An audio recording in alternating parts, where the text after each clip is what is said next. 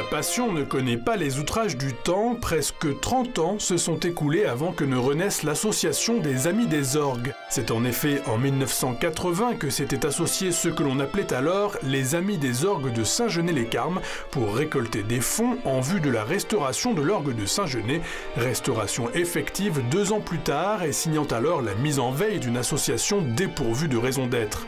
Mais à l'ère du recyclage, pourquoi gâcher tout l'amour d'une dizaine d'organistes à l'égard de leur instrument?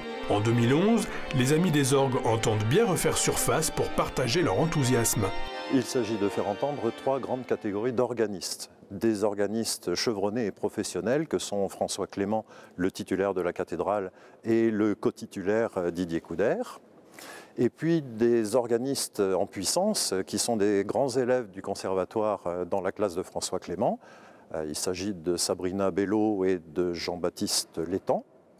Et puis aussi de montrer que des petits jeunes font de l'orgue et qu'au bout disons 3 ans de pratique, on commence à pouvoir se produire en public. Et ça sera le cas de 2 jeunes organistes élèves de François qui ont entre 10 et 12 ans et qui en sont à leur 3e année de conservatoire.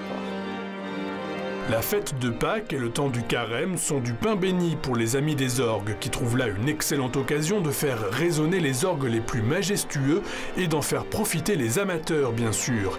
5 auditions sont donc organisées pendant cette période, durant laquelle entrer dans la cathédrale de Clermont-Ferrand suffirait à convertir l'athée le plus farouche.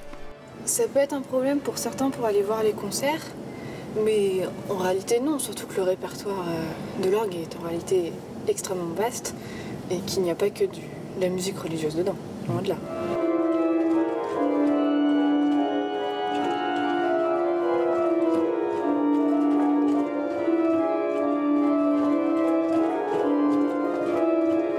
Joueuse invétérée depuis l'âge de 8 ans, Sabrina Bello prend aujourd'hui leçon auprès de François Clément, professeur d'orgue au conservatoire et accessoirement co-titulaire du grand orgue de la cathédrale de Clermont avec Didier Coudert.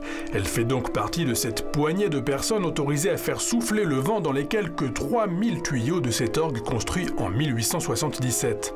Généreuse comme le sont tous les grands musiciens, elle offre à notre attention de néophyte une explication sur le fonctionnement basique d'un orgue. En fait, je vous explique. Sur les côtés, on a ce qu'on appelle des jeux. Donc à chaque fois qu'on tire un jeu, on a un son différent. Vous voyez, là, hop, je vais avoir un son différent que ça, par exemple. Et donc, en fait, les jeux sont nommés selon la forme du tuyau. Par exemple, le jeu de bourdon, c'est un tuyau à bouche, donc c'est-à-dire que la forme où l'air va passer aura une forme spécifique.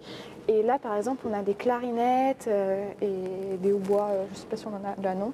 Les clarinettes, ce sera un jeu à hanche, comme l'instrument qui porte le même nom, c'est-à-dire que c'est une petite hanche qui bat dans le tuyau quand le vent souffle. Et tous les jeux sont nommés selon la forme du tuyau et comment l'air passe quand il rentre dans le tuyau.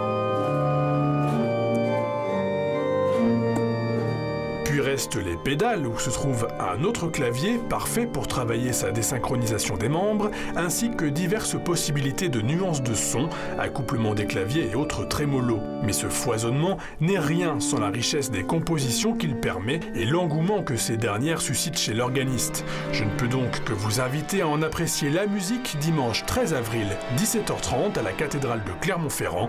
Didier Coudert y jouera pour vous une demi-heure durant. L'entrée est libre.